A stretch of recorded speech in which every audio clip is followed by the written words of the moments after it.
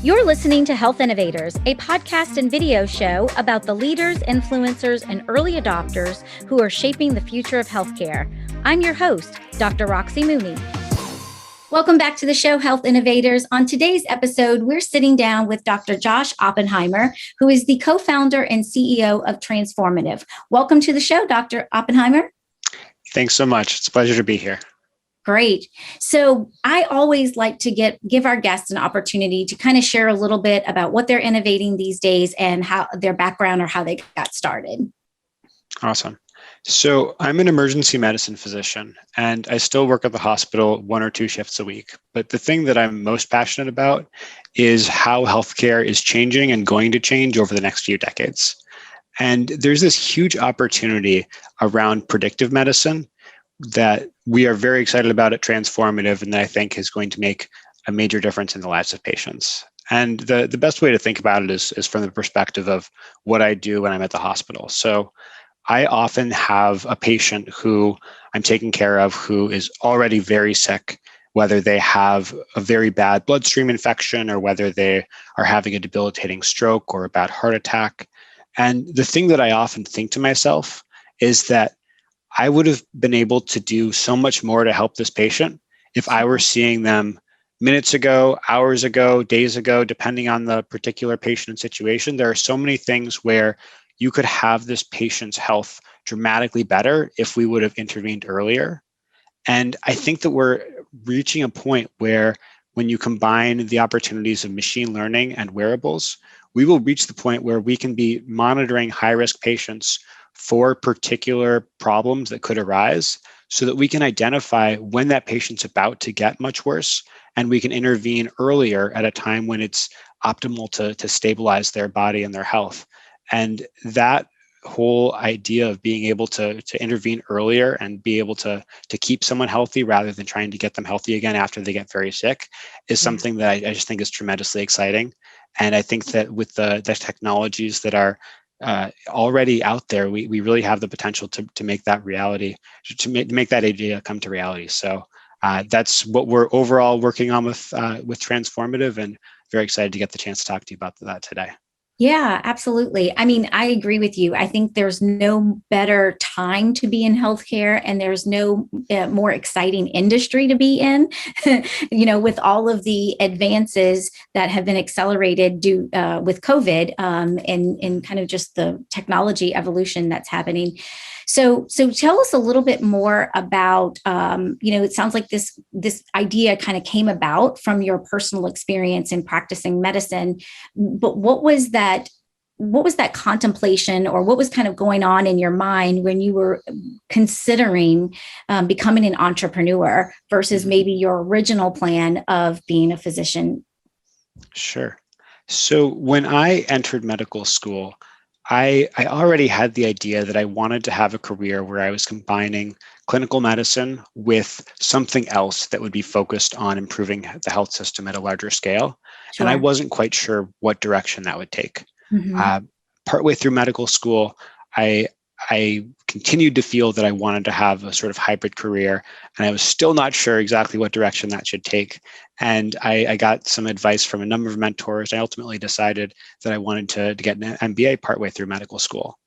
And I went to the University of Cambridge out in the UK, in part because I wanted to get exposure to a different culture, a different health culture, with the NHS being totally different from the US health system.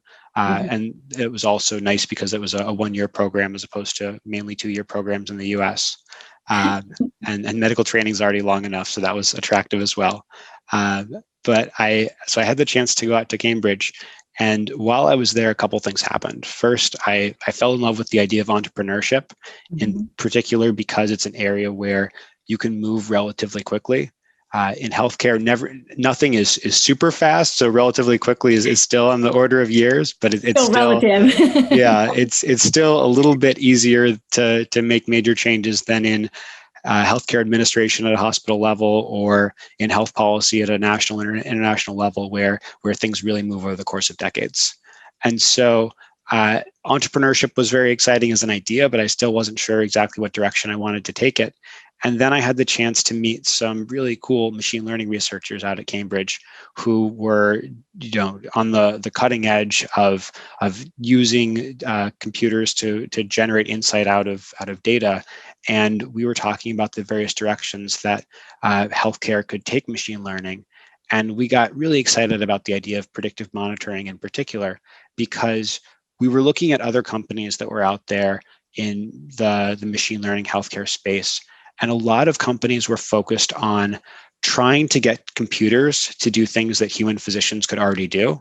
So there are a lot of companies that look at the image from a CT scan and try to make a diagnosis as well as a human radiologist can, or look Yeah. at a picture of a rash and try to figure out what that is as well as a dermatologist can. And while there are certainly major efficiency gains you can achieve through that and opportunities to expand healthcare to more people with fewer physicians, it still doesn't really fundamentally move the needle in terms of the possibility of healthcare and the possibilities to transform health. And where where you look at the predictive space and the idea that you can take monitoring data and predict an event in the future, that actually gives you the opportunity to change the way that healthcare interacts with people, and that people can be empowered to take their life into their own hands. And so that was a really exciting idea that we all coalesced around, that there were some companies that were working on, but fewer. And the next question was identifying what would be our first product that we would try to build. And there were some researchers that had already looked at the problem of cardiac arrest prediction and looking at continuous cardiac monitoring data from an EKG and predicting when a patient would have a deadly sudden cardiac arrest event. The papers that were out there in the academic literature had looked at pretty small chunks of data from few patients for short time periods, and often with relatively cleaner versions of data that had removed some of the complications of the messy real world. So they weren't quite clinical grade, but they were already showing the initial signals that there is something intrinsic in the heart that you could identify and that could signal the patient was about to have a cardiac arrest. And so we thought that if we could gather large amounts of data, do the hard work to build a functioning algorithm that could predict cardiac arrest, and we could prepare it for a clinical grade technology, that we could actualize that vision and allow for the identification of patients who are about to have the single deadliest health condition in the world, and allow for better care for those patients so that they had a better chance of surviving and a better chance of surviving with good brain function. Sure.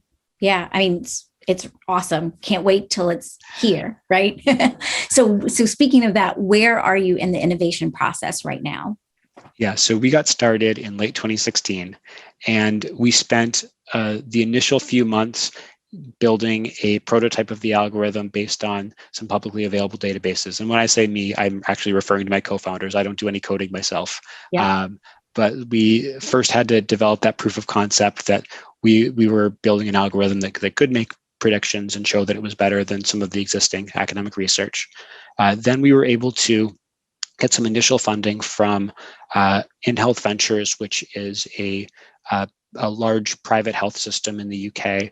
They have a strategic investment arm. So they invested in us, as well as an incubator that we were part of, Entrepreneur First, based in London, and some angel investors. And that gave us a little bit of starting capital to go out there and build a bigger database and be able to prove out the technology.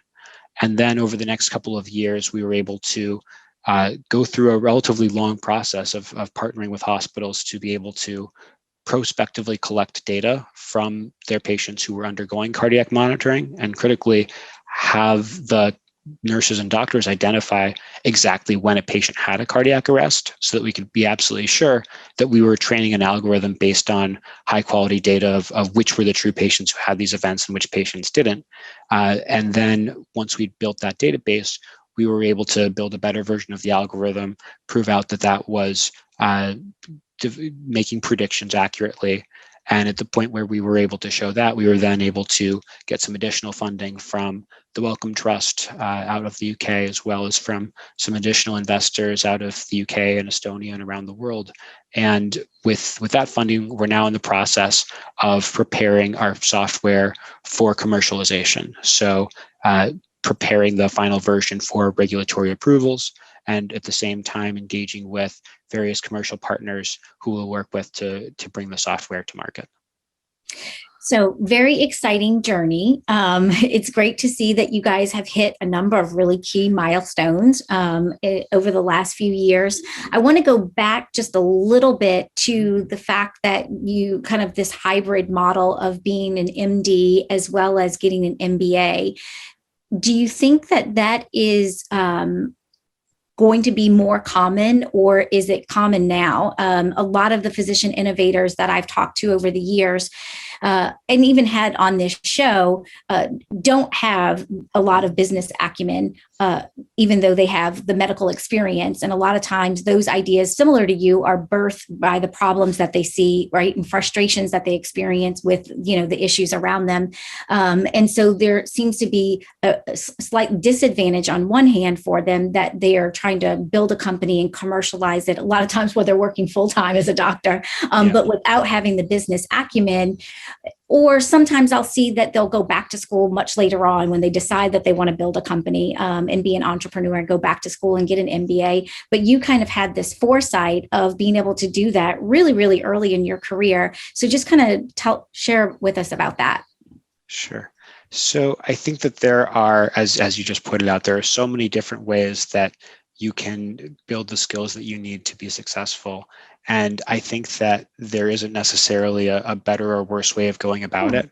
I think that, for me, with the knowledge that I wanted to have a hybrid career, it sort of made sense to get as much training and knowledge and perspective in as early as I could in my career, so that I could try to leverage that and get started with the work that I was most excited about early.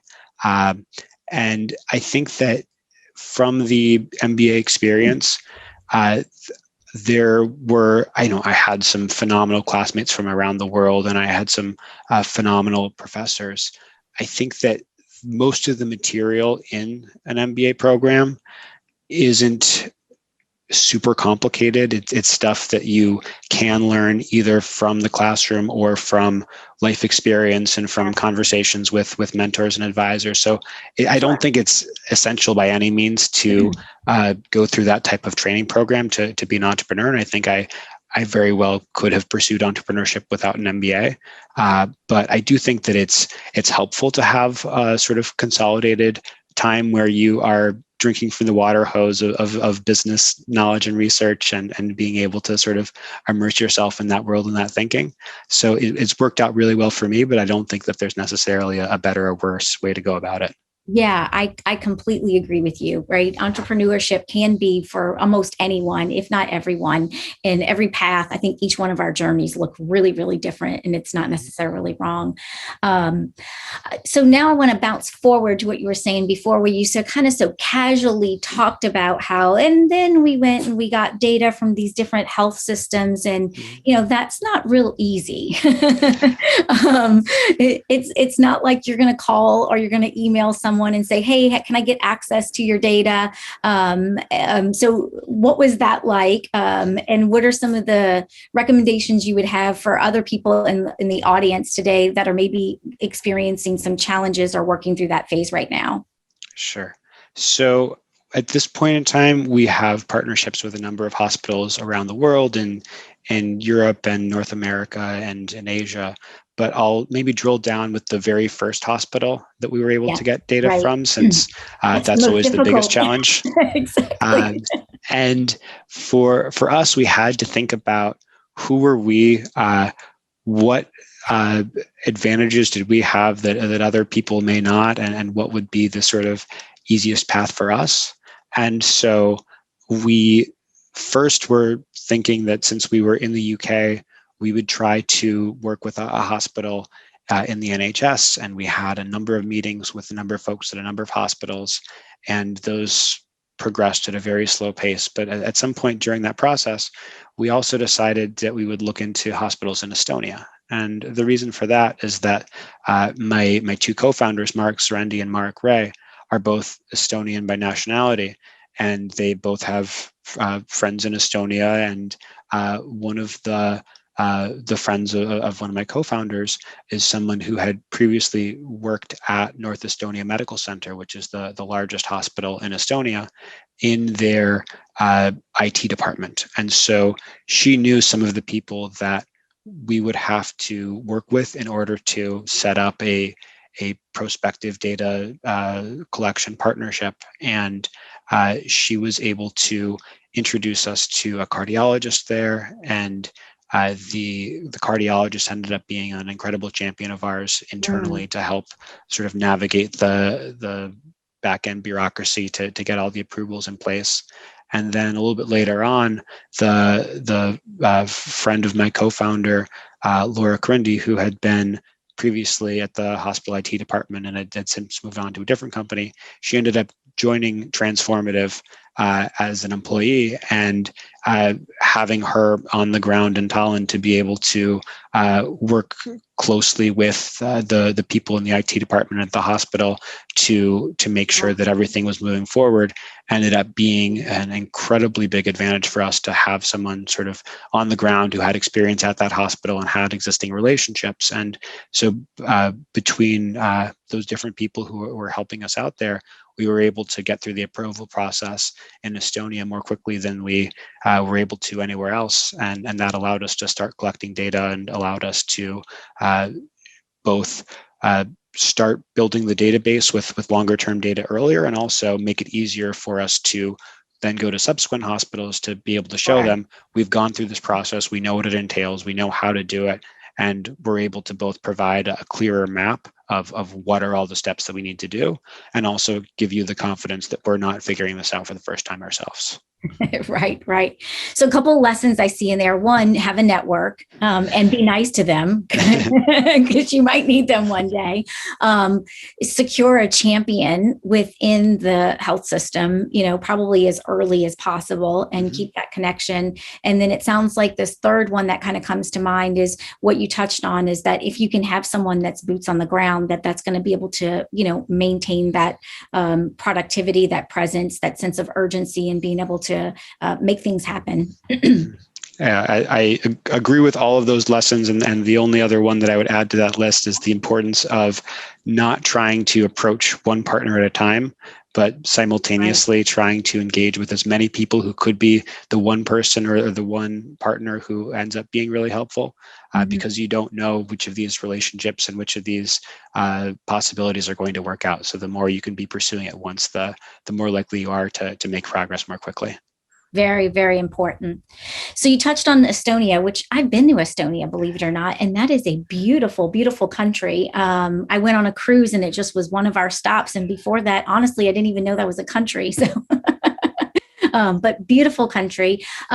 So talk a little bit about the structure of your company between, US, the UK, Estonia, and maybe any other locations that you have.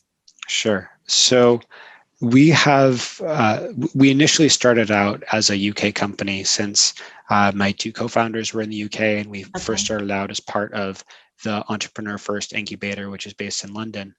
And from there, we spent the initial period of time with just a UK company. And then when we were pursuing the hospital partnership in Estonia, and we were thinking about trying to bring on Laura as an employee based in Estonia, we realized that it would be a lot easier just at a logistical and legal level to set up an Estonian entity and have our Estonian-based employee employed by that entity, rather than try to do cross-country employment, which ends up being a lot trickier. Sure. And so that was just an organic process of wanting to be able to set up that employee in Estonia. And then we spent the next few years with just the UK and Estonian entities. And then in summer 2020, we set up the US entity at the time when I was ready to join the company full time. So I had spent the first 4 years or so of the company as a emergency medicine resident. And during that time period, I was a full-time resident and spending the bulk of my time in the hospital. And I was serving as the chief medical officer of Transformative, working on that in bits and pieces when I had the time. So And what you're trying to say is you didn't sleep for 4 years.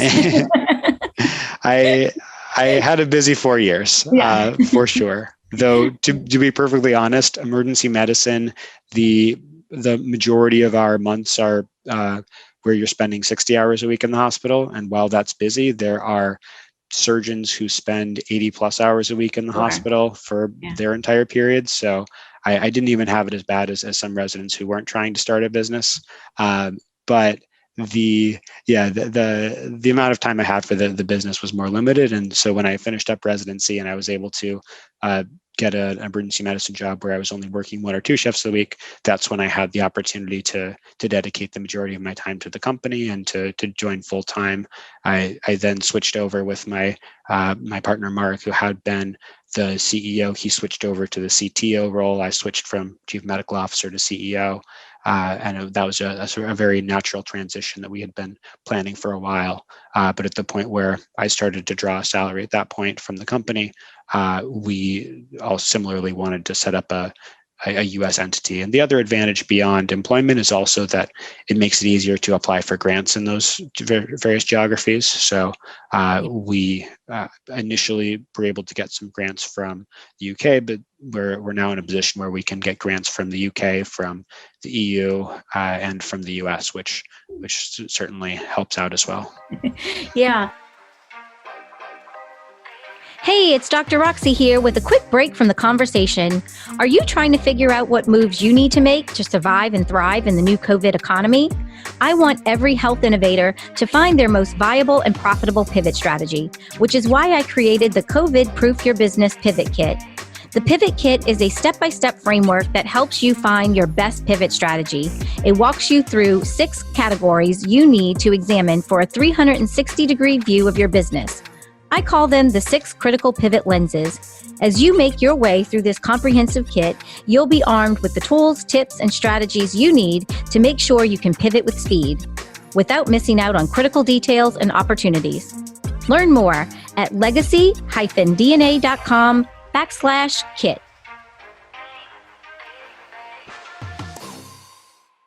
So when it comes to those grants, is there anything that is just really important as you've gone through that process? When you think about our audience being other innovators that are in the trenches, that may be looking at where they're going to get some funding, any advice for them?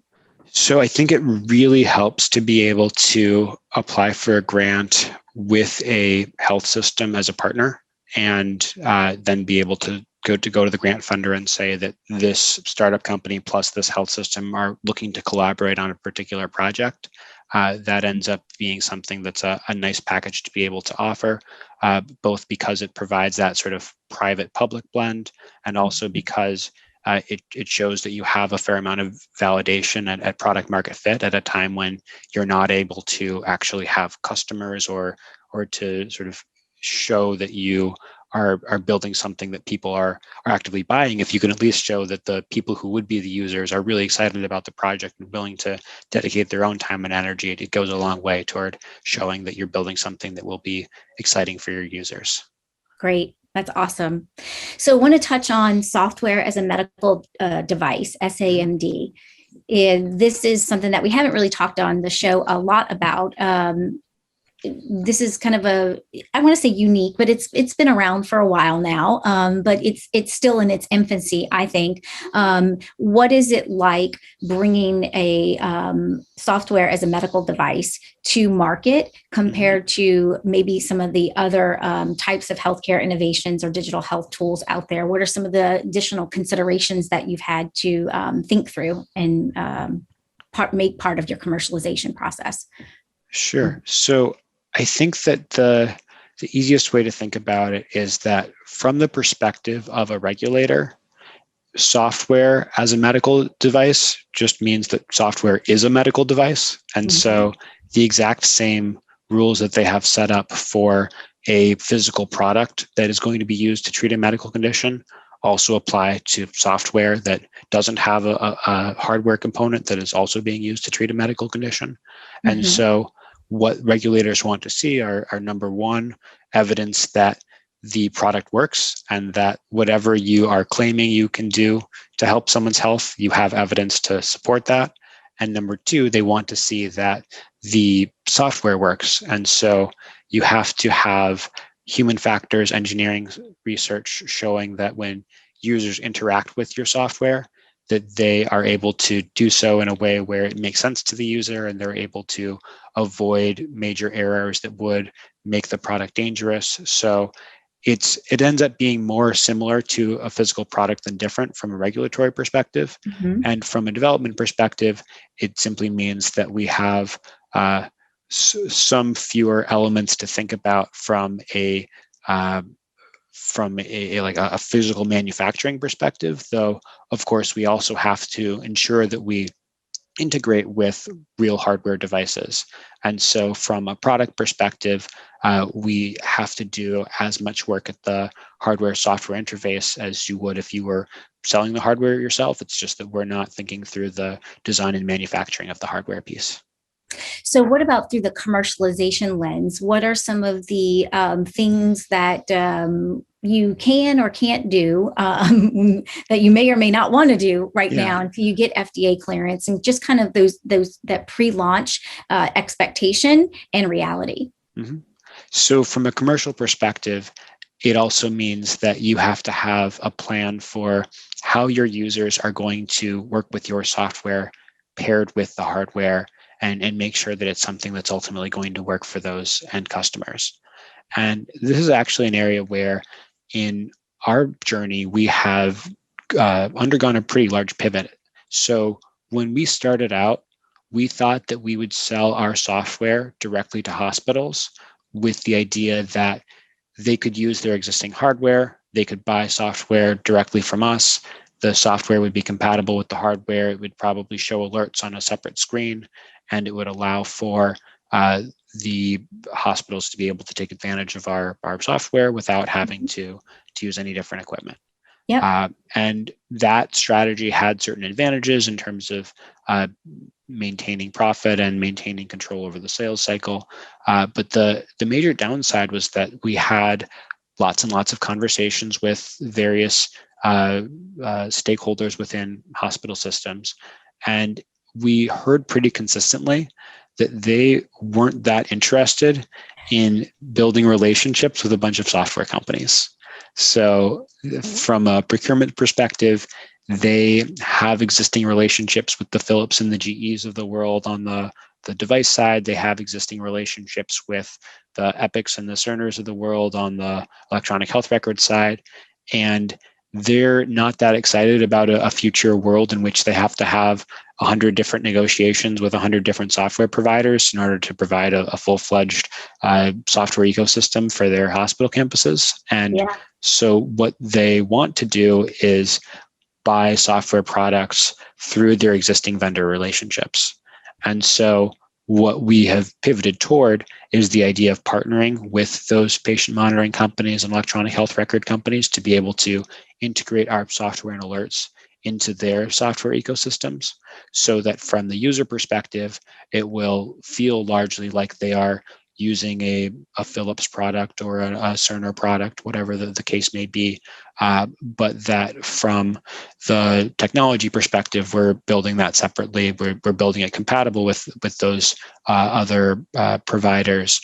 And then at a sales level, the software gets purchased through either a marketplace that the technology company, the larger partner sets up, or it gets licensed from Transformative to that partner, and then that partner sells into the hospital. But either way, it ends up being a little bit more integrated into the existing relationships that those hospitals have with their existing vendors.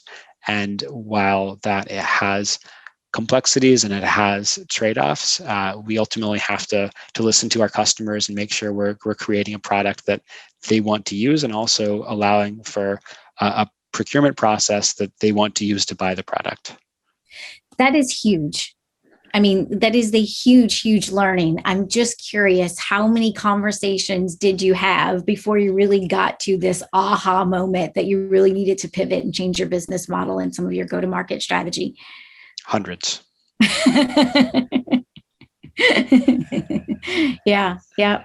I mean, I think that I talk about a lot about customer discovery on the show because I think that it's so incredibly valuable, so foundational to commercial success.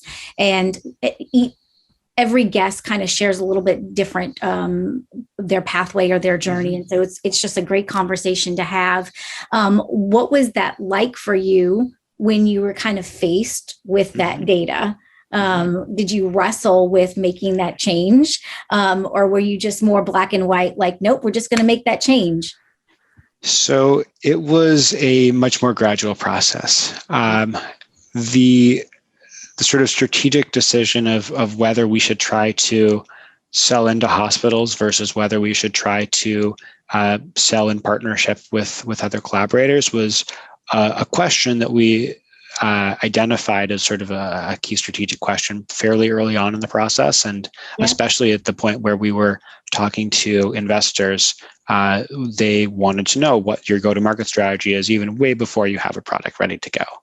And so we had identified these two core options very early on. We had a pretty long list of trade-offs between the two and then the various risks and benefits to each approach.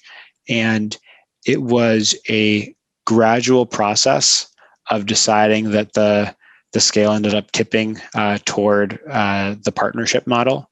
And it was a decision that we wrestled with for a long time. And I think that it's, I personally had the experience of having spent a while when we were fundraising specifically making the argument for the opposite case about this exact question and pointing out all the downsides to the partnership model and all the advantages of the model where we maintain the sales ourselves. And so I think that's the reality of what this journey is like. So I really appreciate you being so candid about it. Yeah. So, to get to the point where we convinced ourselves that we'd been wrong and convinced ourselves that the counter argument was actually better than the initial strategy. It took a combination of open-mindedness, humility, and also consistency from what we were hearing from various stakeholders. And the other challenge is that this is a sort of tough question. It's not a slam dunk that it's black and white. One's the obviously better option. And so even at the point where we are now sort of strongly pivoted in that direction, there are still times when I talk to investors and they make the case to me for why we should actually be going the opposite direction and why that would make more sense and the downsides to the approach of partnership and the risks that entails. So, I don't, that's so ironic for you. I think it's just the reality that when you have tough judgment calls to make and when you're trying to make predictions about how the go-to-market strategy will play out at a time when you can't really test it, it's really challenging. And going back to your question earlier about the realities of being a company where you know that you want to go through regulatory clearance and you know that you can't ultimately sell until you have gotten that approval, it means that you have to speculate a bit about some of these decisions that you know are going to be essential, but that you haven't actually faced. Because by far the best way for us to have tested out these hypotheses is to be actively trying to sell into hospitals with one approach and to fail at doing that and then say, okay, well, we've tried it, it didn't work, now we have to do the other thing, at a point where you have to be trying to plan ahead and setting up partnerships and setting up customer discovery opportunities outside the sales cycle itself. It's a much more challenging process to learn from. And I think that for entrepreneurs who have the luxury of being able to actually sell their product and have the opportunity to know what does and doesn't work in a sales conversation, that would be a much more useful approach and one that I'm sort of jealous of. Right, right. Yeah, exactly. And the amount of time that it takes, so I see you as the CEO, the leader of the organization, and, you're the one, with your co-founders as well, Mhm. but you're the one that's kind of steering the ship of like rallying all of your team members around the specific vision for your commercialization strategy, as well as your investors and your Mhm. advisors, right? And so you've persuaded all of your team, internal and external, to kind of get behind you in this one strategy or this one plan. And now all of a sudden you've got to go, wait a minute, wait a minute, wait a minute. We changed our mind, legitimate reason why, but Sure. now I need to come back and I need to, the wind has changed. And now we got to rally around this completely new strategy and direction. And I think that that's challenging to do. Yeah, and I think that it's not the execution of that pivot that is the key. It's rather the culture that you set up within the company.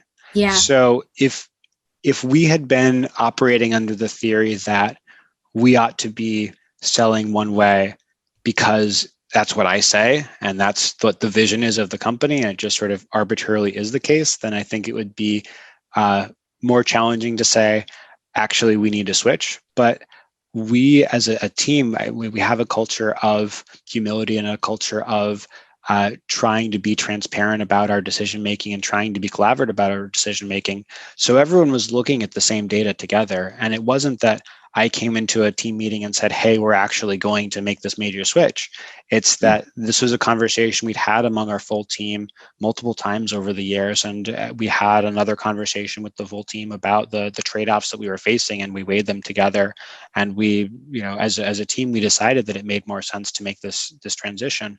And so I think that when everyone is empowered to be part of that decision-making process, and everyone's scrutinizing the data together and playing devil's advocate together, and we decide that it makes more sense to make a pivot, that's a process that everyone can get behind and be excited about, and be an opportunity to actually increase confidence that we're on a positive path, rather than to be an opportunity to worry that we're on the wrong path. Yeah, yeah. And I think that's so important. And I want to just kind of stress that again, because there will be very likely, unless your company is an anomaly, there'll be many other moments like that, right? Absolutely. I mean, it's any of our strategic plans are not a one and done. And I think having the humility to be part of that culture. So when I think what you're saying is that when you create a culture, it makes it a little bit easier to have the humility to be able to say that, my opinions are relevant and here's what the customer said, Mm-hmm. customers rule. And so this is the direction that we're going. And we may do this many more times. And it doesn't mean that we don't know what we're doing or that we're just, changing with the wind. There's like Yeah, your decisions are really grounded in data. I think that's right. Yeah, yeah. So talk about some of the pre-launch, maybe strategies and tactics that you've maybe considered or maybe implemented to Mm-hmm. kind of help validate your message, to build an email list, to, do any of these types of things, the things that you can do before you get Mm-hmm. that FDA clearance. Sure. So I think that we have taken the approach of primarily trying to partner with various organizations in ways that we can do now. And so we are laying the groundwork for a future commercial launch, but we're not so much trying to optimize for the moment a couple of years from now when we're actively making sales and sort of building backwards from a sales generation perspective. Rather, what we're doing is focusing on what are the opportunities we have today to partner with various people who will ultimately be partners and customers, and figure out how we can try to sort of sell these intermediate steps. So from a hospital Yeah. perspective, we are still pitching hospitals on collaborations to gather additional data and to be able to execute pilots when we have the technology in place to do so and the funding in place to do so. And so trying to bring hospitals on board to apply for grants in those various geographies has been something that we have been selling hospitals on today. We also have active engagement with the patient monitoring companies and with electronic health record companies about potential collaborations to bring our product to market together. And even though we don't have something that's ready to sell today, we also know that this is a process that, to do it right, is going to take some planning and going to take both coordination on the engineering and technical level, but also coordination on the sales and commercial level. So trying to set up some of these partnerships and get agreements in place for our go-to-market is something that is the sort of step that we can face today, and that can allow us to make meaningful progress toward milestones that will get us closer to market. And then at the time when we've reached market, having these relationships in place means that we are setting ourselves up for success. So and quicker cash flow in the future, right? Because sales cycles in healthcare are so long. And so although you're not selling, you're doing a lot of that relationship building and a value validation. So that way, when you do get FDA clearance, you're not starting that 18-month sales cycle, right? Exactly. Exactly. So, Josh, it's been a great conversation. Thank you so much for joining me today. Is there anything else that you would want to share with fellow innovators that are in the trenches fighting their way through this healthcare maze? Yeah, well, I think that it's an exciting fight to be a part of, and I know that it is it's something that takes a lot of effort, and so I have a lot of respect for everyone out there who's trying to make progress on healthcare innovation. And I have found that many of the conversations I've had that have been most useful have been with other healthcare innovators, either working through similar challenges or identifying potential collaborations, ideas to help each other out. I'd be happy for anyone to reach out to me. You can contact us. We have a contact form through our website, which is transformative.ai. You can also find me on LinkedIn. So, please feel free to reach out. I'd love to learn from your experiences and to potentially collaborate. And, I'm just really excited that there's such a great community of people out there in healthcare innovation, and it's great to be a part of it. Awesome. Thank you so much. All right. Thank you. Thank you, Roxy. It's been a pleasure. Thank you so much for listening. I know you're busy working to bring your life-changing innovation to market, and I value your time and attention. To get the latest episodes on your mobile device automatically, subscribe to the show on your favorite podcast app like Apple Podcasts, Spotify, and Stitcher. Thank you for listening, and I appreciate everyone who shared the show with friends and colleagues. See you on the next episode of Health Innovators.